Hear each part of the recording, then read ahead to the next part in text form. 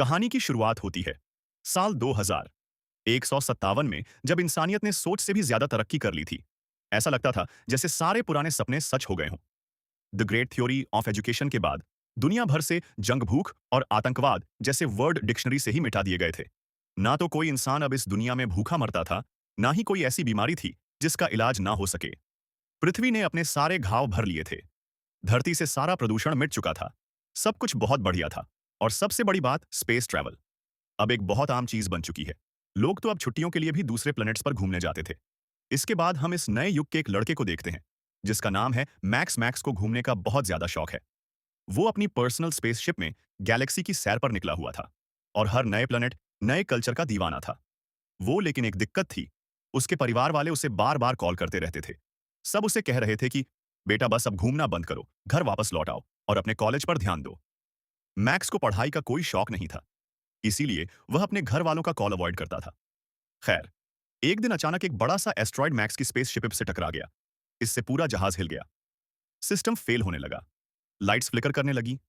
Alarms लगातार बजते जा रहे थे, जिस वजह से मैक्स को तुरंत एक इमरजेंसी लैंडिंग करनी पड़ी। लेकिन कंट्रोल्स ने उसका साथ छोड़ दिया। अब उसका जहाज कंट्रोल से बाहर होकर गिरने लगा, जिसके बाद उसका जहाज एक पास के अनजान आइलैंड पर क्रैश हो गया। जमीन से टकराने से कुछ देर पहले मैक्स बड़ी मुश्किल से उस जहाज से कूद पाया और अगले ही पल उसकी स्पेसशिप ब्लास्ट हो गई।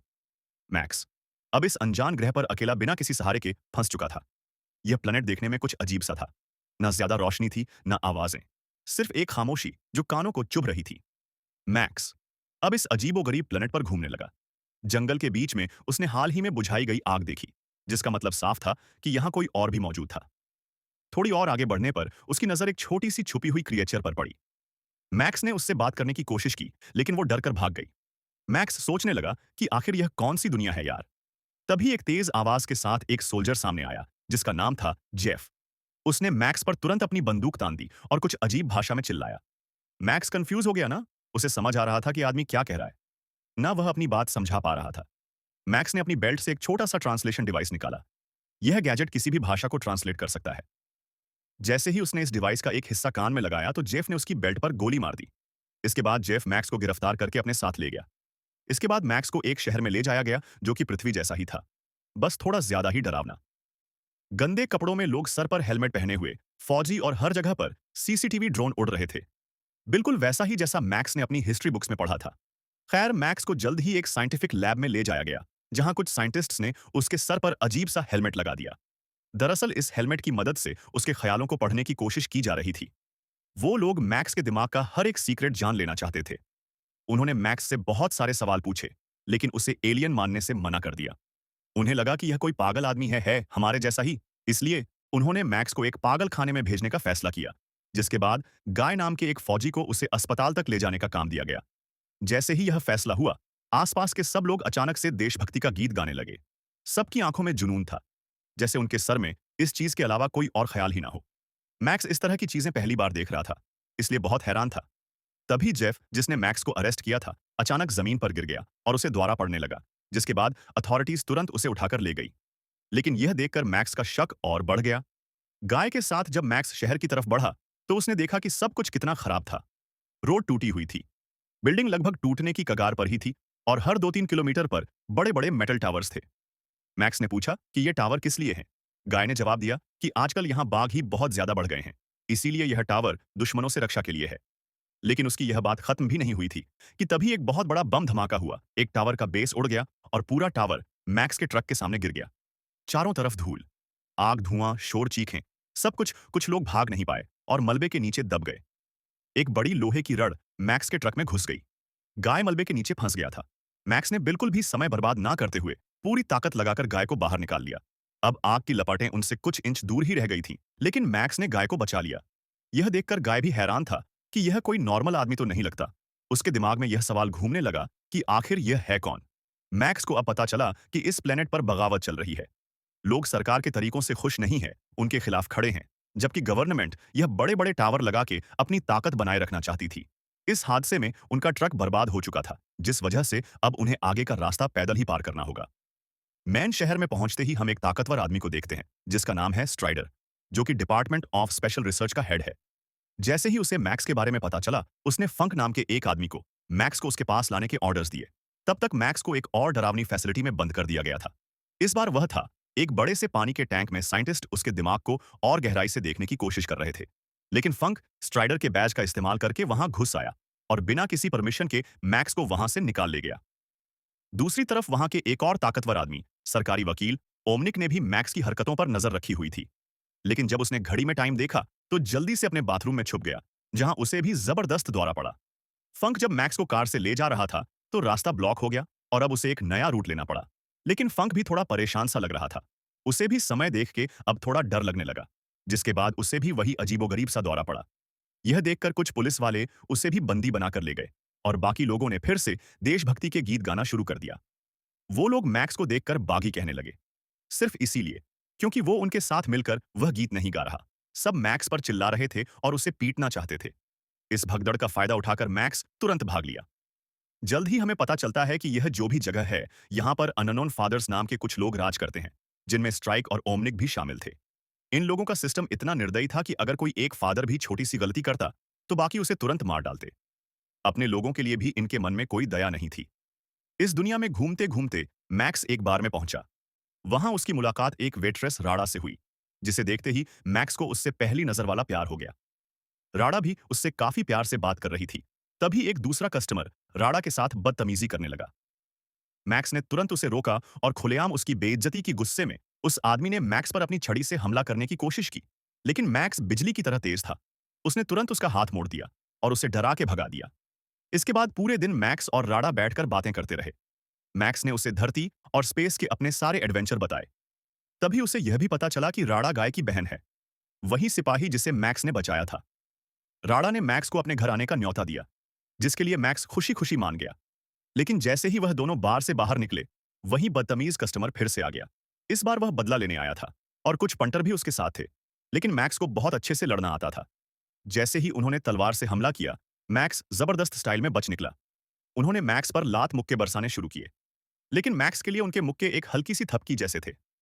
मैक्स ने शुरुआत में उन्हें आसानी से गिरा दिया, लेकिन फिर उनकी पूरी गैंग आ गई, जिनके पास और बड़े-बड़े हथियार थे। लेकिन मैक्स के सामने इनकी भी एक ना चली। एक बंदे ने उसके पैर में रस्सी लपेट दी, जबकि दूसरा उसके ऊपर हमला करने आया। लेकिन मैक्स ने उन्हीं के हथियारों का इस्तेमाल करके उन्हें खींचकर जमीन पर पटक दिया। आखिर में बचा वही आदमी जिसने पहले राडा को छेड़ा था। उसने एक छोटी सी गोल मशीन निकाली, जिसमें से छुरियां निकल रही थीं। उसने वह मैक्स की तरफ फेंकी, लेकिन मैक्स आसानी से उससे भी बच गया। उस रात सबको पीट-पाट के जब मैक्स राडा के घर पहुंचा, तो वहां गाय भी आ गया। पहले तो वह मैक्स को देखकर चौंक गया, लेकिन जब गाय को याद आया कि मैक्स ने उसकी जान बचाई थी, तो उसने उसे घर पर रुकने दिया। धीरे-धीरे समय यूं ही बीतता रहा और मैक्स ने धीरे-धीरे इस नई दुनिया के तौर तरीके समझना शुरू कर दिया। उसके लिए सब कुछ काफी अजीब था। सबसे ज्यादा हैरानी तो तब हुई कि जब उसने देखा कि इस देश की सरकार उसके ख्यालों को टीवी पर दिखा रही है। मूवी की तरह वहां के हर एक इंसान को यह सिखाया गया था कि वह प्लेनेट के अंदर रहते हैं, सतह पर नहीं, और बाहरी दुनिया में कोई दूसरा प्लेनेट या सितारा नहीं है। उन्हें किताबों में पढ़ाया जाता था कि उनके अननोन फादर्स ने बागियों के खिलाफ जंग जीतकर टावर्स लगा दिए और तब जाकर यह देश किसी तरह बचा है। गाय, जो अब मैक्स का दोस्त बन चुका था, हमेशा एक बात कहता था कि अपने घर को बचाना उनका सबसे बड़ा फर्ज है। उसने मैक्स से कहा कि तू भी गार्ड बन जा, मेरी तरह। लेकिन प्रॉब्लम यह थी कि मैक्स के पास कोई आईडी नहीं थी, ना कोई पेपर्स थे। इसलिए गाय को अपने कमांडर चाचू को इस बात के लिए मनाना पड़ा। मैक्स को मिलिट्री ट्रेनिंग से गुजरना पड़ा। उसने देशभक्ति का गीत सीखा और मिशन ट्रायल्स दिए। ट्रायल्स में उसे जलती हुई जगह से दौड़ना था और बागियों जैसी दिखने वाली तस्वीरों पर गोलियां चलानी थी। मैक्स तो एक शार्प शूटर निकला, जिसका निशाना कभी चूकता ही नहीं था। मैक्स फ्री टाइम में राडा से मिलता, बातें करता और धीरे धीरे वह दोनों एक दूसरे के काफी करीब आ गए। ट्रेनिंग के बाद मैक्स को आखिरकार आर्मी में भर्ती कर लिया गया। उसका पहला मिशन था एक बागियों के अड्डे पर रेड मारना। रेडिंग टीम ने बिल्डिंग में घुसकर सब कुछ तबाह करना शुरू कर दिया। बम फेंके गए लोगों को लातों से घसीटा गया। मैक्स यह सब देखकर पूरी तरह हिल गया। बाघ ही कोई मॉन्स्टर नहीं थे, बस डरे हुए आम लोग थे। यह देखकर मैक्स ने तुरंत अपनी बंदूक नीचे फेंक दी। तभी एक बाघ ही चुपके से बाहर आया और फायरिंग करने लगा, लेकिन उसे जल्द ही गिरा दिया गया और साथ ही उनके कमांडर चाचू ने बागी को मारना शुरू कर दिया, सिर्फ अपने मजे के लिए। इसके बाद मैक्स ने देखा कि बहुत सारे लोगों को एक ट्रक में भर के ले जाया जा रहा था, मानो वो कोई जानवर हो। चाचू ने मैक्स से पूछा, तूने अपनी गन क्यों गिराई इस पर? मैक्स ने जवाब दिया कि मुझे लगा था कि यह कोई जंगली लोग होंगे। लेकिन यह तो सिर्फ आम गरीब लोग हैं। चाचू हंस के बोला, हाँ उन्हें भी दर्द महसूस होता है। आम लोग ही हैं, वह भी। लेकिन सोच नहीं मिलती ना हमारी। तब मैक्स चुपके से सोचने लगा कि मुझे तो दर्द भी नहीं होता, तो मैं आम नहीं हूं क्या? फिर उन सभी बागियों को कोर्ट में ले जाया गया, जिसके बाद उन्होंने सजा के तौर पर एक एक बागी को तेज रोशनी के सामने खड़ा किया। इतनी तीखी रोशनी कि आंखें जल जाएं। कुछ बागी चिल्लाए कि हमने कुछ नहीं किया, हमें छोड़ दो, तो कुछ उन्हें गालियां भी बक रहे थे। जो शांत थे उन्हें लेबर बनाकर भेज दिया गया, और जो लड़े उन्हें मार दिया गया। एक बागी ने अपनी मशीनी बाजू दिखाई, क्योंकि गार्ड्स ने उसका हाथ काट दिया था।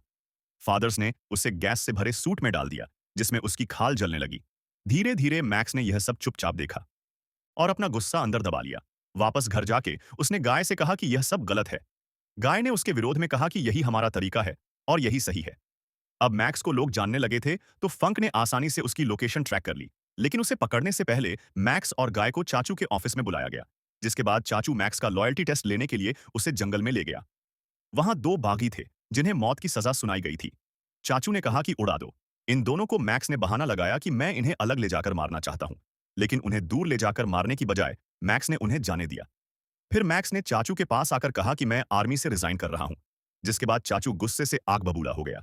उसने मैक्स के शरीर पर गोलियां चलाकर उसे भून दिया। गाय ने उसे रोकने की बहुत कोशिश की, लेकिन चाचू ने उसकी एक न सुनी। मैक्स खून से लथपथ धरती पर गिर पड़ा। इसके बाद चाचू गाय को खींचकर वापस अपने साथ ले आया और मैक्स की लाश जंगल में ही सड़ने के लिए छोड़ दी। वहीं दूसरी तरफ फादर्स एक नई स्ट्रेटजी बना रहे थे। अमन ने कहा कि एक बार पूरी आर्मी इकट्ठी करके बागियों को खत्म कर दो। सबको उसका यह फैसला काफी पसंद आया, लेकिन उन्हें कुछ बड़ा करना होगा ताकि पब्लिक भी जंग के सपोर्ट में आगे आ जाए। इसके लिए उन्होंने सोचा कि एक फेक मर्डर अटेम्प्ट प्लान किया जाए। शाम के वक्त जंगल में कुछ बाघ ही मैक्स की बॉडी ढूंढ रहे थे, पर जैसे ही उसकी बॉडी हिली, सब चौंक गए। मैक्स अभी भी जिंदा था।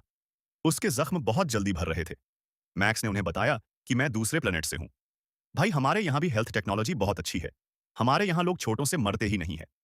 अब अगर सर में सीधी गोली मार दी तो अलग बात है, वरना मैं ठीक हो जाऊंगा। बाकियों ने मैक्स को सब सच बताया कि टावर्स कोई प्रोटेक्शन के लिए नहीं है। इन टावरों से ऐसे सिग्नल निकलते हैं जो लोगों के दिमाग के साथ छेड़छाड़ करते हैं। इसीलिए दिन में 2 बार लोगों के अंदर देशभक्ति की सुनामी आ जाती है। लेकिन कुछ लोग इस टेक्नोलॉजी से इम्यून हैं। उनका दिमाग कंट्रोल में नहीं आता, बल्कि उन्हें द्वारा पड़ने लगता है। गवर्नमेंट उन्हें बागी का नाम देकर टारगेट करती है ताकि उन्हें मार दिया जा सके। मैक्स यह सुनकर समझ गया कि यह सिस्टम तो पूरी तरह करप्ट है। तभी टावर्स ने फिर से वेव भेजी। सारे बाघ ही अपने मुंह में लकड़ी डाल के बैठ गए, ताकि दौरे के दौरान उनकी जीभ दांतों के बीच में ना आ जाए। शहर में अमन भी छुपकर यही कर रहा था, क्योंकि मैक्स के ऊपर इसका कोई असर होता नहीं था, तो वह सब कुछ संभालता रहा। जल्द ही वह बागियों के साथ मिल गया और उन्होंने प्लान बनाया। टावर टेरिटरी में घुसकर एक टावर को उड़ाना। मैक्स ने फेंस काट दी और सब अंदर घुस गए। बागियों ने जैसे ही गोलियां बरसानी शुरू की तो सारे फौजी चौकन्ने हो गए। मैक्स बिना किसी डर के भाग रहा था कि गोलियां बरसानी शुरू की तो सारे फौजी चौकन्ने हो गए। मैक्स बिना किसी डर के भाग रहा था कि गोलियां मेरा कौन सा कुछ उखाड़ लेंगी। जो भी उसके सामने आया उसने अपने हाथों से गिरा दिया। कुछ बाघ ही मरे, कुछ दीवार के पीछे छुप के फायरिंग करते रहे। मैक्स टावर के नीचे पहुंचा, बम लगाए और भागने लगा। जाते जाते उसने हर एक बागी के कपड़ों में रस्सी डाल दी, चाहे जिंदा हो या बेहोश। वह सबको घसीट कर बाहर ले आया। जल्द ही मैक्स और उसकी टीम खतरे से बाहर आ गई। पीछे एक जोरदार धमाका हुआ, जिसमें पूरा टावर खत्म हो गया। लेकिन इस मिशन की कीमत बहुत भारी थी। उनके देखते देखते एक दोस्त तो उनके सामने चल बसा। अब सिर्फ मैक्स और एक दूसरा बाघ ही जिंदा बचे थे। थोड़ी देर बाद मैक्स चुपके से वापस शहर में आया और राडा से मिला। दोनों के बीच एक प्यार भरा लम्हा उमड़ पड़ा। लेकिन किसी पड़ोसी ने मैक्स को देख लिया और तुरंत पुलिस को खबर कर दी। जब गाय घर आया तो उसने मैक्स को देखते ही झगड़ना शुरू कर दिया। गाय ने गुस्से में मैक्स को घर से निकालने की धमकी दी, लेकिन उसी वक्त पुलिस वहां आ गई। मैक्स तुरंत यह बात समझ गया और बिना समय गवाए भाग निकला, ताकि राडा और गाय किसी मुसीबत में ना पड़े। बाहर फौजी पहले से ही उसका इंतजार कर रहे थे, लेकिन मैक्स ने एक के बाद एक सबको गिरा दिया। गेम तब पलट गई जब चाचू ने राडा को बंदी बना लिया। मैक्स के पास अब दूसरा कोई चारा नहीं था, तो उसने सरेंडर कर दिया। अब मैक्स को जेल में डाल दिया गया, जहां पहले से काफी कैदी मौजूद थे। दूसरी तरफ स्ट्राइक ने अमनिक से मिलने का प्लान बनाया। स्ट्राइक चाहता था कि मैक्स को छोड़ दिया जाए ताकि उसके शरीर की ओर जांच की जा सके। वो बाहर से आया है। अमनिक ने उसे कहा कि मुझे सोचने के लिए थोड़ा समय चाहिए। लेकिन जैसे ही स्ट्राइक चला गया, अमानिक ने मैक्स की प्रोफाइल देखी और वो यह जानकर हैरान रह गया कि उन टावर्स से निकलने वाली तरंगों का मैक्स के ऊपर कोई असर ही नहीं होता। अमानिक ने तुरंत एक प्लान बनाया। उसने अपने आदमियों से कहा कि मैक्स को सिक्योरिटी से किडनैप करो और लगना ऐसा चाहिए जैसे वो अचानक से कहीं गायब हो गया है। स्ट्राइक लोगों को यह दिखाना चाहता था कि मैक्स एक्शन में मारा गया। अगली सुबह सभी कैदियों को जंगल में भेजा गया। उनका काम था लड़ाई में बचे हुए हथियारों को इकट्ठा करना। जब वो ऐसा कर रहे थे, तो अचानक कुछ डिफेंस रोबोट्स एक्टिवेट हो गए और बिना किसी वार्निंग के गोलियां चलाने लगे। सब लोग जमीन पर गिर गए और सही समय का इंतजार करने लगे। एक एक करके सबने रोबोट्स पर अटैक किया और फाइनली सारे रोबोट्स मार दिए गए। मिशन पूरा करने के बाद जेफ ने मैक्स को उस जीव के बारे में बताया जो मैक्स ने लैंड होने के बाद देखा था। जेफ ने कहा कि वह कोई जानवर नहीं, बदले हुए इंसान है। वह ज्यादा सोच समझ नहीं सकते, बहुत खतरनाक हैं और उन्हें देखते ही मार देना चाहिए। कुछ देर बाद जेफ एक छुपे हुए गड्ढे में गिर गया। मैक्स ने भी अपने दोस्त के पीछे पीछे छलांग मार दी और वह दोनों एक अंडरग्राउंड टनल में पहुंचे। वहां उन्हें एक पुरानी साइंस लैब मिली, लेकिन वहां पर एक बीस्ट छुपकर घूम रहा था। जैसे ही उन्होंने लाइट ऑन की और वह कुछ चीजें देखने में लग गए, तभी अचानक उस बीस्ट ने मौका मिलते ही भागकर अटैक कर दिया। बीस्ट ने जेफ को पकड़ लिया और उसकी जान जाने ही वाली थी, लेकिन मैक्स अपनी ताकत का इस्तेमाल करके उस बीस्ट से लड़ने लगा। काफी कोशिश करने के बाद मैक्स ने आखिरकार उस बीस्ट को गिरा ही लिया, लेकिन वह जानता था कि अगर जेफ को मौका मिला तो वह इसे मार देगा। इसीलिए जब जेफ सो रहा था तो मैक्स ने रस्सी खोली और उसे आजाद कर दिया। अगली सुबह मैक्स, जेफ और वह मशीनी बाजू वाला बाघ ही मिलकर जंगल में घूम रहे थे। वहां उन्हें एक लाल टैंक मिला जो झाड़ियों में फंसा हुआ था। लेकिन जैसे ही वह उसके पास गए तो एक ब्लैक टैंक ने उनके ऊपर हमला कर दिया। सब पेड़ों के पीछे छुपकर उन पर हमला तो कर रहे थे, लेकिन टैंक्स को कोई फर्क नहीं पड़ रहा था। तब मैक्स ने एक आइडिया सोचा। उसने लाल टैंक पर गोलियां चलाई, जिससे लाल टैंक का डिफेंस सिस्टम ऑन हो गया और गलती से उसने ब्लैक टैंक को ही उड़ा दिया। मैक्स ने तुरंत चांस लिया और टैंक के नीचे घुसकर पीछे से ऊपर चढ़ गया। उसने अंदर घुस के सारी तारें काट डाली और उसे डीएक्टिवेट कर दिया। उस रात उनकी पूरी टीम ने साथ बैठकर खाना खाया, जिस दौरान मैक्स ने कहा कि मैं तो भाग रहा हूं, कोई साथ चलना चाहता हो तो बता दो। लेकिन सब हैरान थे कि वह ऐसा कैसे करेगा। लेकिन मैक्स ने समझाया कि बॉर्डर पर माइंस और ट्रैप्स हैं, लेकिन वहां से वह टैंक का इस्तेमाल करके निकल जाएगा। मैक्स टैंक को साउथ की तरफ ले गया। रास्ते में कई माइंस एक्सप्लोड हुए, लेकिन टैंक को कोई नुकसान नहीं पहुंचा। जैसे ही अमनिक को पता चला कि मैक्स जेल तोड़कर भाग गया है, उसने अपने ऑफिस में गुस्से में सब कुछ तोड़ दिया। रास्ते में मैक्स को कुछ फौजी मिले। वहां बागियों की लाशें पड़ी थीं, जिन्हें देखकर मैक्स का दिल दुख गया। वह टैंक के अंदर छुप कर बैठा था, लेकिन हर एक गाड़ी का इंस्पेक्शन करना जरूरी था। इसीलिए एक फौजी टैंक पर चढ़ा और मैक्स की आंखों में चमक आ गई। वो कोई और नहीं, गाय था। मैक्स ने तुरंत दरवाजा खोला और गाय को अंदर खींच लिया। इसके बाद उसने बिना किसी रुकावट के गेट तोड़ दिया। फौजियों ने उन पर बहुत गोलियां बरसाईं, लेकिन टैंक को कुछ नहीं हुआ। बेचारा गाय शौक में था कि मुझे क्यों अंदर खींचा, अबे हमें मार देंगे इसके लिए वो पागल। इस पर मैक्स ने उसे शांति से कहा कि तुझे एक नई जिंदगी दिखाता हूं, इससे तो बहुत बढ़िया होगी वो। और यहीं पर कहानी खत्म हुई। इसका एक पार्ट 2 भी है, तो अगर अच्छी चली तो वह भी बना देंगे, तो भर भर के लाइक ठोक देना।